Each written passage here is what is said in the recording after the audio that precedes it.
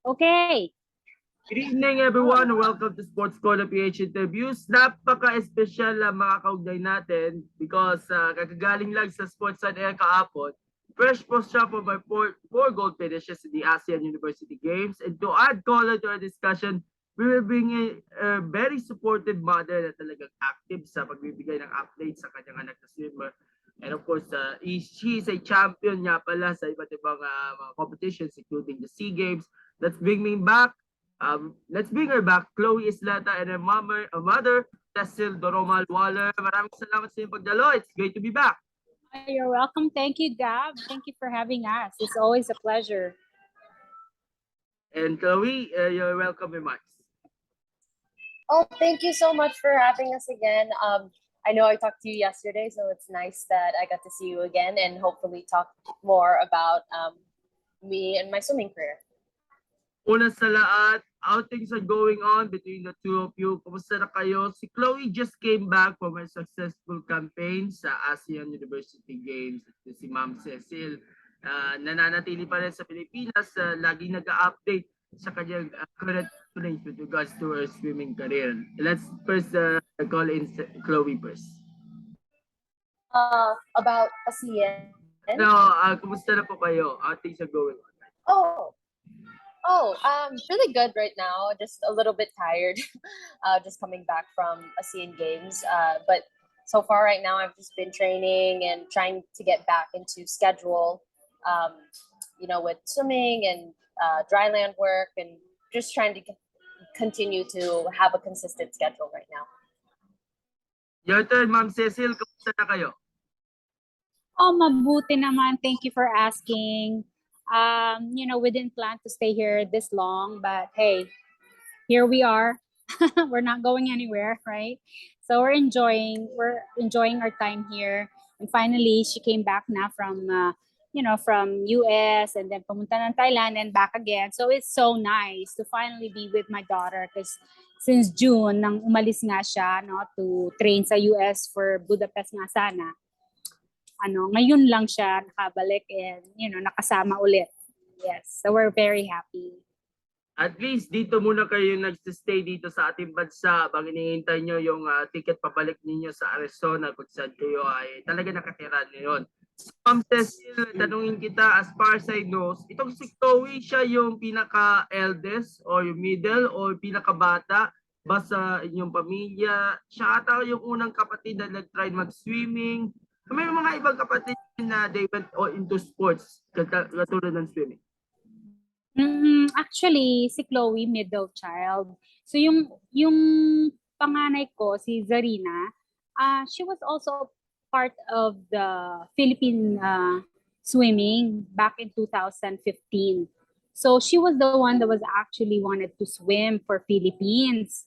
Kumaga saling pusa lang si Chloe at that time kasi bata pa Pero and then at that time 2015 yun.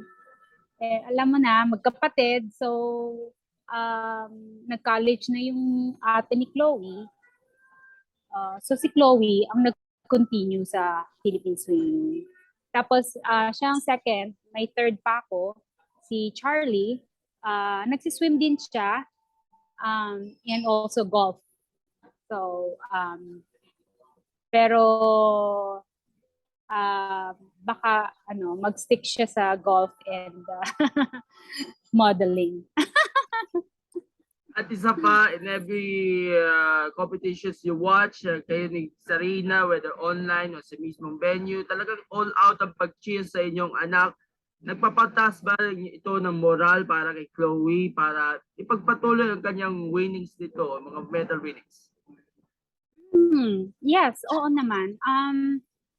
Kahit na minsan of course, hindi niya naman kami naririnig kahit na nag-cheer kami. Pero the mere fact na nandun ka, nagsusuporta, malaki na yon, malaking bagay yun sa kahit na sino sigurong atleta or anak, di ba?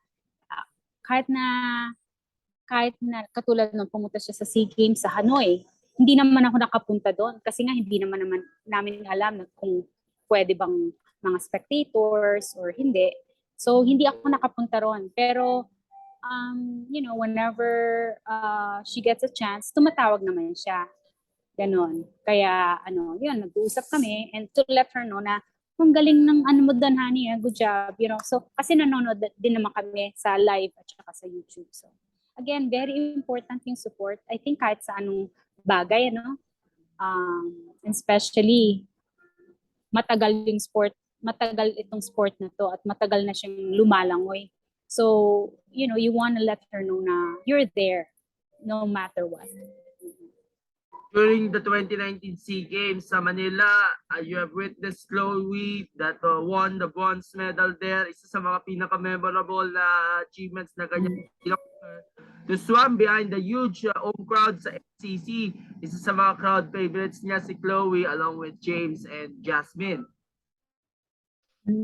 Totoo. Maganda yung performance ng Philippine team doon sa 2019. Siguro din na yung pag-cheer nga rin ng locals, ng mga, kasi mas maraming nakapanood ng mga Pilipino dahil nga dito ginanap ang 2019 30th Southeast Asian Games sa Clark. Kaya nakaboost din ng moral sa mga swimmers natin. And that was actually her first SEA Games, na talaga napuntahan niya. So, that was a good show. I think dalawang silver and isang bronze. Yes. So, good showing. And even during the pandemic, tuloy-tuloy pa rin ang training ni Chloe, the competitions, and of course, meron tayong SEA Games na nanalo ng gold. And afterwards, yung controversy na yan, Chloe, nung biglang natanggal sa roster sa national team for the World Championships. I remember, nandun ka pa sa Pilipinas nung nalaman ng PSI na natanggal pala siya. Samantal si Chloe, talagang kahit controversy, fully focused pa rin sa training at sa mga competitions. Talagang pinagtanggol niyo pa si Chloe sa mga nag-aapusta sa kanya. Oo, talaga naman. Kasi pinaghirapan ng bata.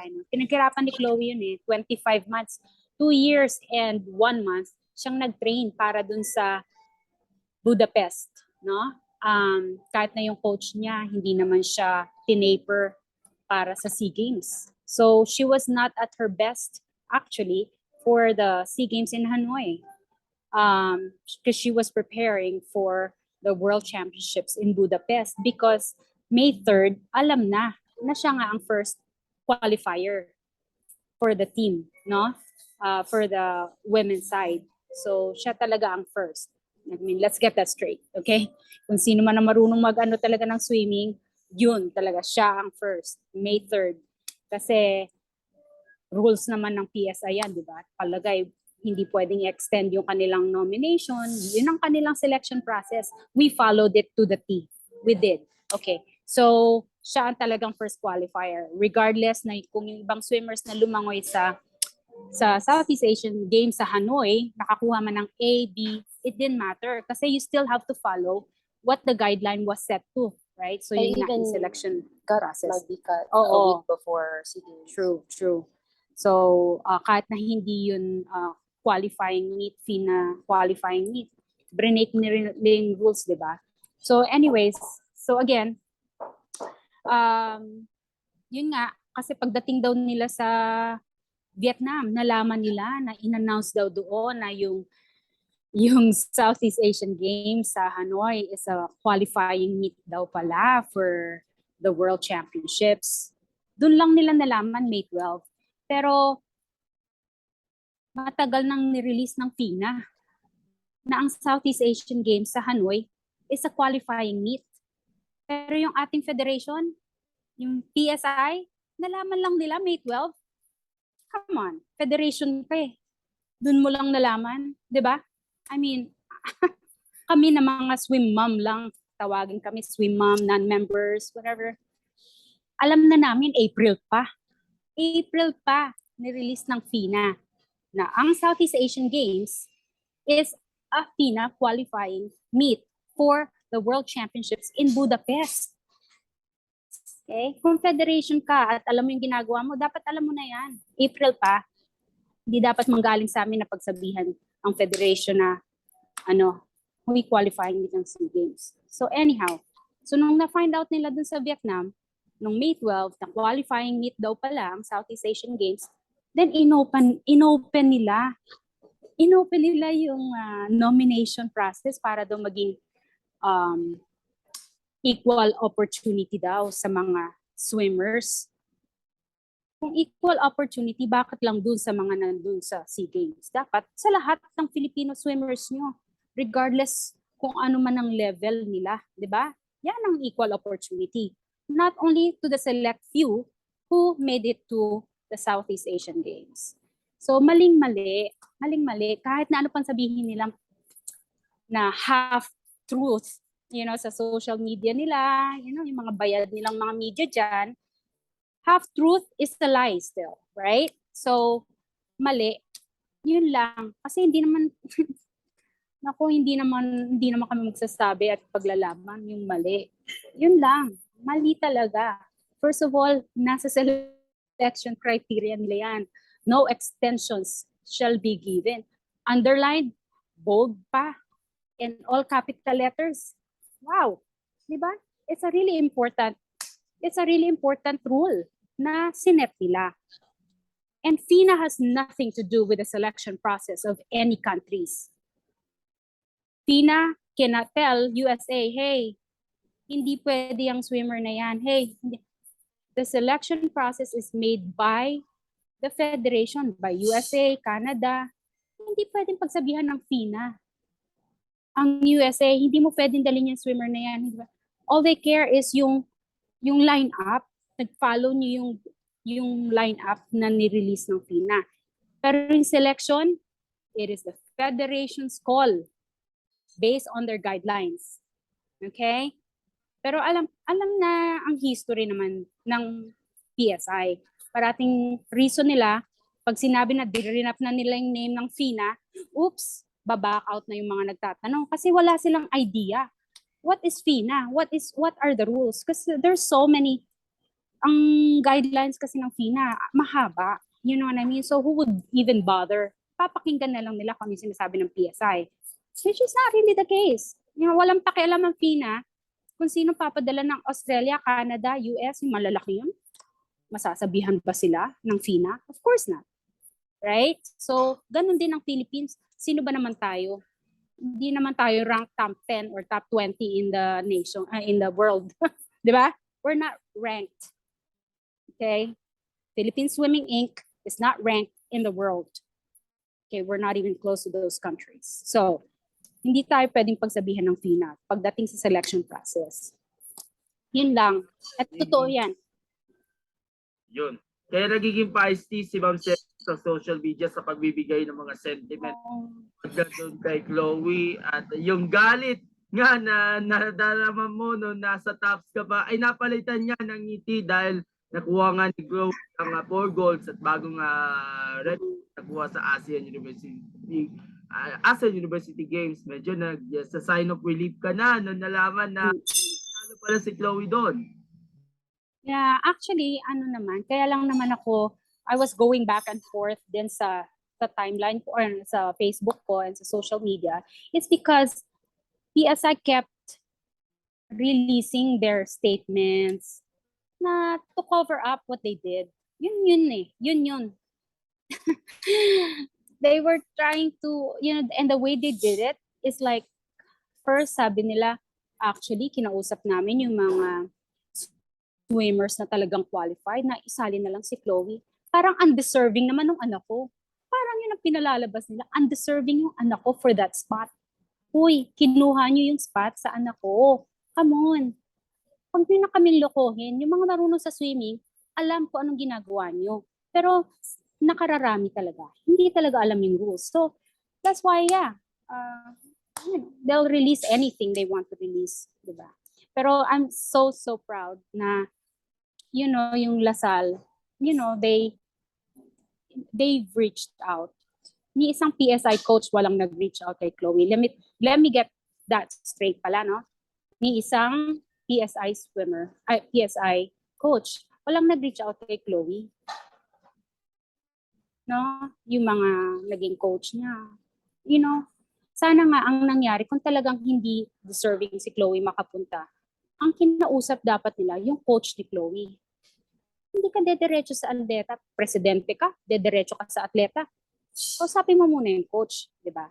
So, I was just, every time na kakausapin ko yung anak ko at that time, sinasabi niya naman sa akin na yung nagre-reach out na yung mga teammates niya sa Lasal at saka yung coach. So, that I really appreciated kasi nag-iisa yung anak ko sa Amerika when she was going through all this. Wala ako doon.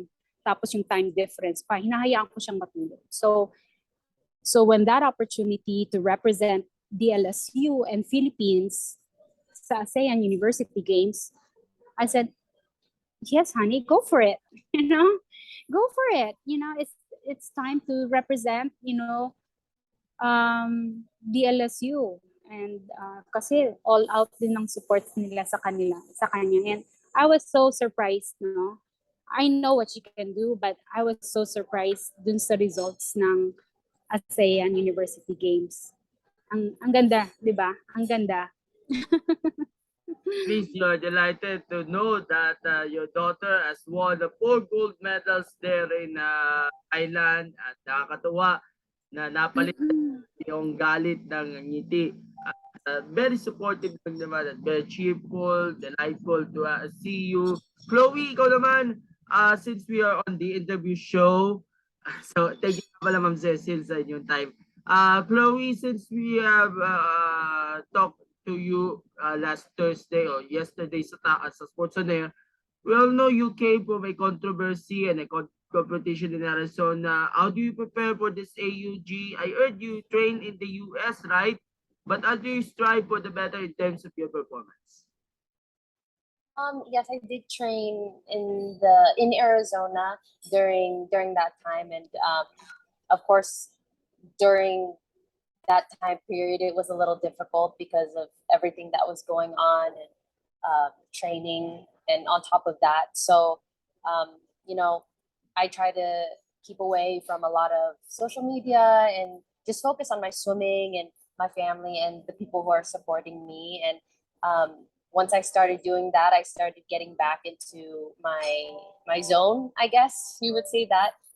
So I was getting ready for AUG, and I did a lot of talking with my coach and what I needed to improve on, and a lot of mental exercises again, because mental health goes up and down every single time on any day, any situation.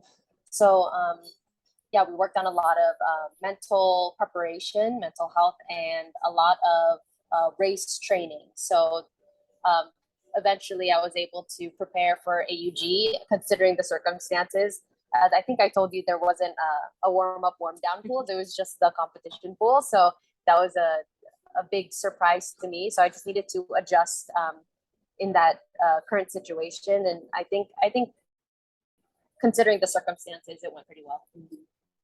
Do you have a specialty program in preparation for the AUG, both mentally and physically, along with your coach, Coach Evan? Did you also online with your teammates in LaSalle? We did do online training, but it was mostly dry land training because since I was in the States, the time difference is plus 15 or negative 15 hours there. But yes, we did online training, and when I came here before AUG, I did train with Coach Yvonne and DLSU, the Green Tankers, and to prepare for AUG. So we did a little bit of taper for me to rest for the competition, and it was nice because I got to get back and meet everyone again face to face, and it's been a long time, and I'm glad that I'm staying here to actually train with them consistently and compete in UAAP. Mm-hmm. Now that you're getting a chance to train face to face with the swimmers because you have been spent a week with the LaSalle teammates, including Nikki, and I think Raven Alcoseba will be joining you from the triathlon team. Yes, I'm so excited. Yeah. I haven't seen her in practice yet, but I'm excited to be able to meet her face to face and train with her, and again with everyone together, because I think UAP for DLSU will be something great, I think. And do not forget, one of the closest rivals from UP as also a gold medalist in the ASEAN Para Games. If you remember Angel Otom, freshman Oh yes. student athlete, what can you say about this?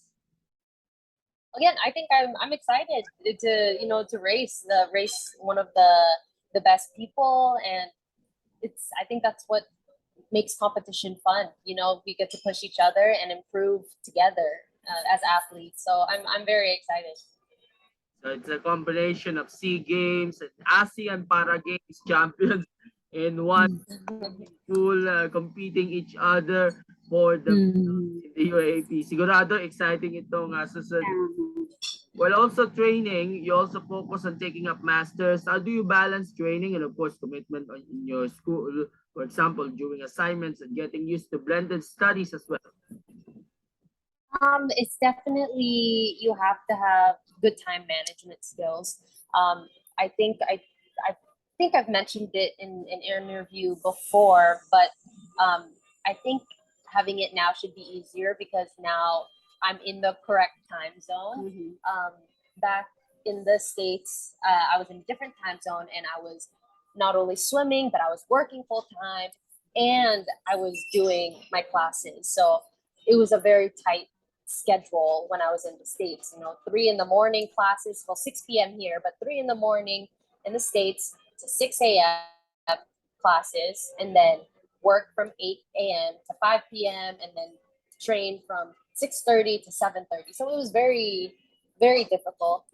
But now that I'm here, I think it'll be a lot easier to balance now that I'm in the correct time zone. So I'm not too afraid of balancing both.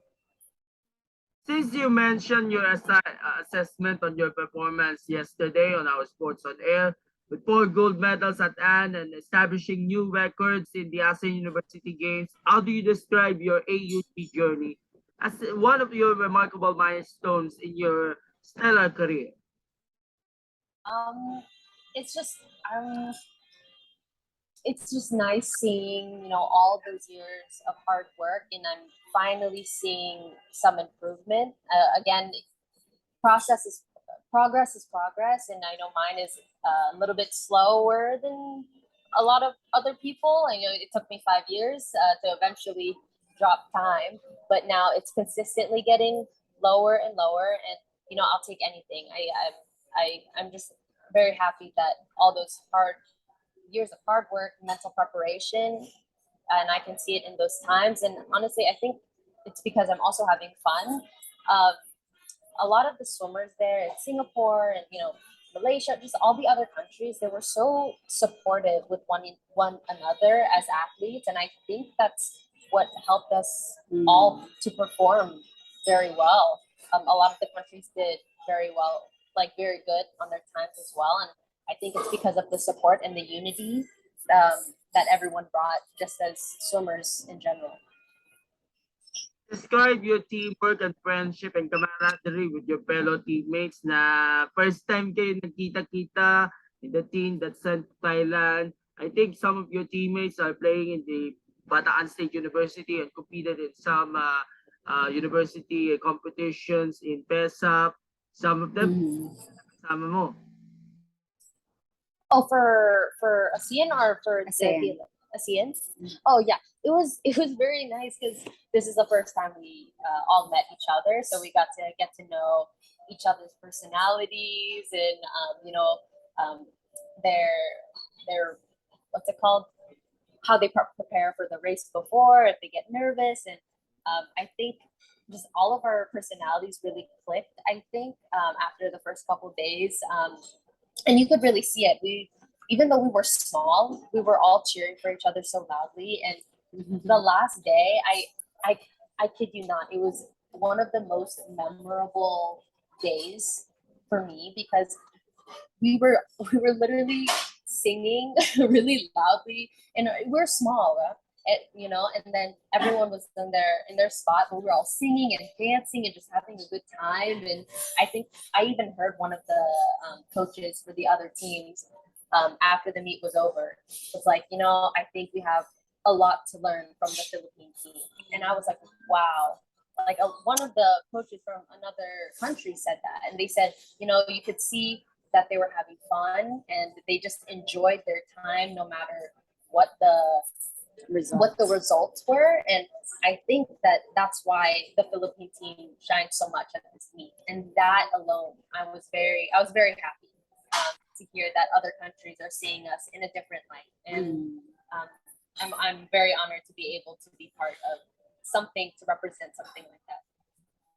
And of course, do not forget the support of your mom behind you, and your teammates in LaSalle and the ASU, which is now based in the country and abroad, learning that you have won 4 gold medals and I believe breaking new ASEAN University Games records, and even some officials of PESAP na siya nag-handle nitong delegation natin for the ASEAN University Games.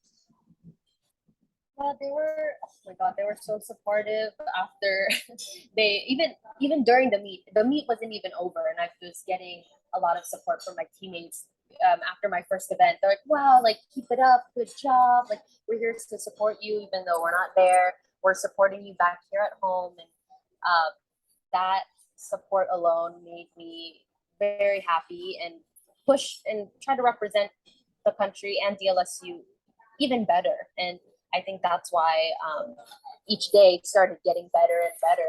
And again, I think day 3 was probably the most memorable because the Philippine flag and the national anthem played twice, and everyone knew, and everyone would stand up, and it was just something that I remember some people were trying to sing the Philippine national anthem too from different countries, and again, that's something I hold deeply in my heart. Because I want to represent the country as greatly as I can.